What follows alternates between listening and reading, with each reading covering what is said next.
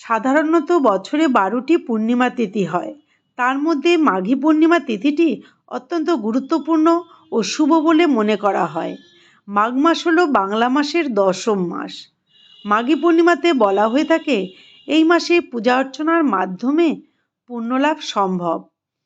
মাঘী পূর্ণিমা হিন্দু ও বৌদ্ধ ধর্মাবলম্বীদের জন্য একটি অত্যন্ত পবিত্র দিন, যা আধ্যাত্মিক শুদ্ধিকরণ ও দেবদেবীর আশীর্বাদ প্রাপ্তির জন্য খুবই গুরুত্বপূর্ণ। মাঘী পূর্ণিমার দিনে ভোরবেলায় গঙ্গা স্নান করলে অনেক পুণ্য লাভ হয়। মা গঙ্গাকে এই দিনে স্মরণ করে স্নান করলে সকল মনোবাসনা পূর্ণ হয়, এমন ধারণা ও বিশ্বাস যুগে যুগে চলে আসছে। সনাতন ধর্ম অনুযায়ী এই দিনে দান করলে শ্রেষ্ঠ কাজ বলে ধরা হয়। তাই মাঘী পূর্ণিমার দিনে অন্ন, বস্ত্র, তিল, কম্বল ইত্যাদি দান করলে এবং ব্রত ও তপস্যা করলে পুণ্য লাভ হয়। অনেকেই এই দিনে বাড়িতে লক্ষ্মীনারায়ণের পুজো করে থাকেন। পুরাণ অনুযায়ী মাঘী পূর্ণিমার দিনে স্বয়ং বিষ্ণুদেব গঙ্গায় বাস করেন।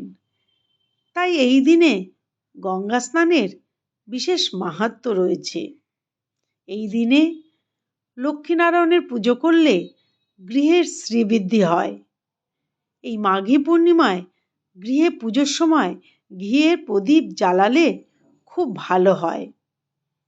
এই দিনে গৌতম বুদ্ধ তার মহাপরিনির্বাণ লাভের কথা ঘোষণা করেছিলেন, যা বৌদ্ধদের কাছে এক গভীর আধ্যাত্মিক তাৎপর্য বহন করে। বৌদ্ধদের কাছে এই তিথি আত্মজ্ঞান, ধ্যান ও করুণার প্রতীক।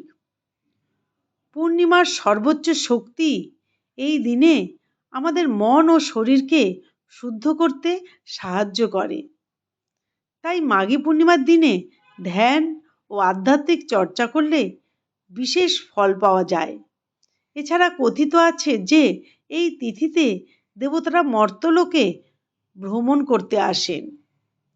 পূর্ণিমার দিনে চন্দ্রের প্রভাব আমাদের মনে গভীরভাবে প্রভাব ফেলে। বিশেষ করে মাঘী পূর্ণিমায় চন্দ্র, গুরু এবং শনি এই 3টি গ্রহই অশ্লেষা নক্ষত্রে তাদের নিজস্ব রাশিতে অবস্থান করে, এমন বিশ্বাস প্রচলিত। ফলে এই দিনে ধ্যান, জপ ও আধ্যাত্মিক চর্চা করলে মন ও শরীর দ্রুত শুদ্ধ হয়, চিন্তা স্থির হয় এবং আত্মিক শক্তি বৃদ্ধি পায়।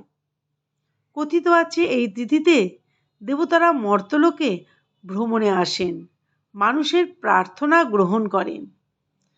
তাই মাঘী পূর্ণিমা আমাদের শেখায় শুদ্ধতা বাইরে নয়, ভেতর থেকে আসে। স্নান, দান, পূজা, ধ্যান সবই আসলে নিজের মনকে আলোকিত করার পথ। এই পূর্ণিমায় যদি আমরা সামান্য সংযম, সামান্য দয়া আর সামান্য বিশ্বাস রাখি, তাহলেই এই দিন হয়ে উঠতে পারে আমাদের জীবনের এক নতুন শুরু। জয় মা গঙ্গা, জয় লক্ষ্মীনারায়ণ। বিষয়টি ভালো লাগলে লাইক ও সাবস্ক্রাইব করুন এবং কমেন্টে লিখুন হরে কৃষ্ণ।